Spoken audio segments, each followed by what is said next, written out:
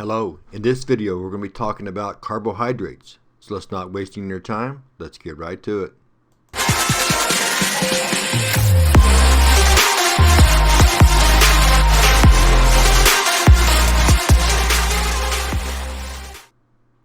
Now as we're talking carbohydrates, man, super important concept. You hear about carbs all the time from a diet standpoint, from a energy standpoint, and you got two camps. Well, I really got three camps. I'm in that third camp. I don't care, man. I just eat, love to eat. But you got your camp one that, man, you got to watch your carbs. You got to cut carbs down as a weight loss process. Your second group, kind of especially your athletes, your college athletes, high school athletes, whatever. They're like giving carbs. Carbs are energy.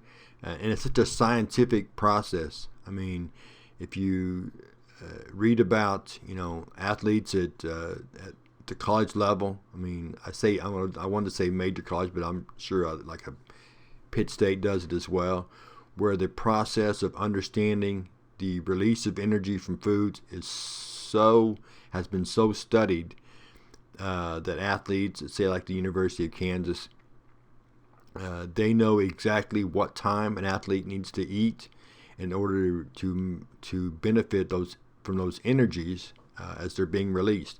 Like, for example, if we got a game at 6 o'clock, okay, then here's what we need to eat and when we need to eat it, so we're receiving max energy during the contest. That's some pretty good research right there. But carbohydrates provide energy, okay, in the form of glucose. And we get that from some of the foods that we eat, the grains, fruits, vegetables, that type of stuff. Now, so say you eat food and you get those sugars, glucose molecules, you're going to store that as glycogen. Your body's going to convert that. Glycogen simply is just a very usable form of the glucose molecule. Now, if you're a plant, which you're not, but plants store it as starch.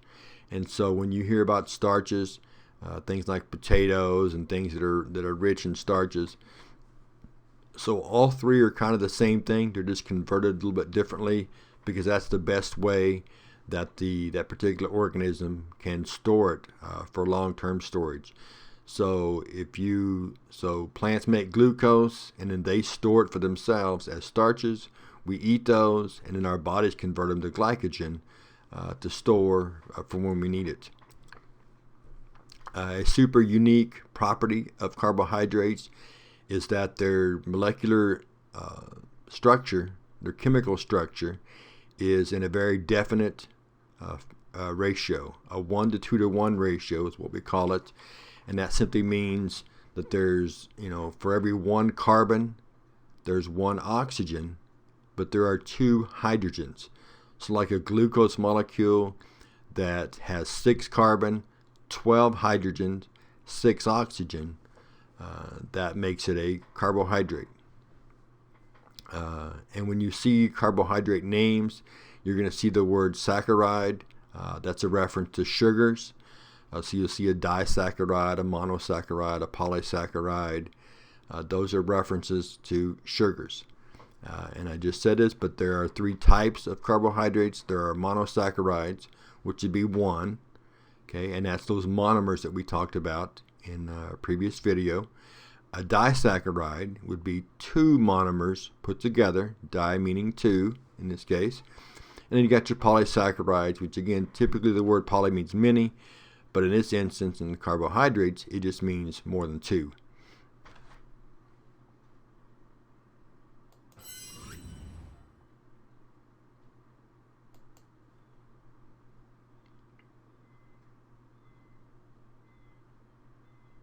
Alright, so when we're talking monosaccharides, we're talking one particular sugar, okay, one subunit, and some examples of those, right? Glucose and fructose and galactose.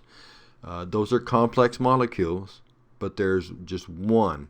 That would be a monosaccharide. And of course, you're going to see that OSE suffix on sugars that tells you that they're a sugar. Anytime you see a word in a science setting, a name that has an OSC at the end, that means that they're a sugar.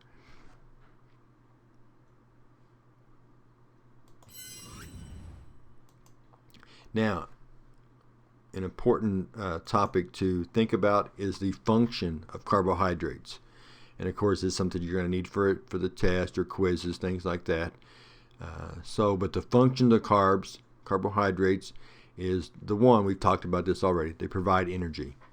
Okay, but not only do they provide it, in other words, they release it, they also store it. And we talked about the glycogen or the starch, depending if you're an animal or a plant.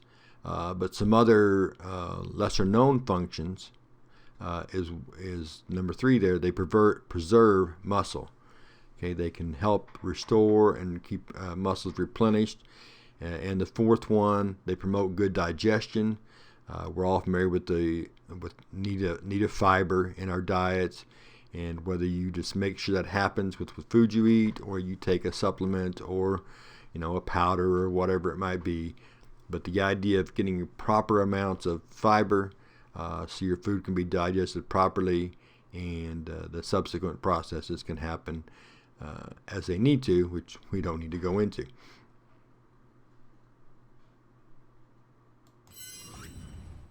Well, that's our video on carbohydrate general information, with the idea of talking about monosaccharides as well.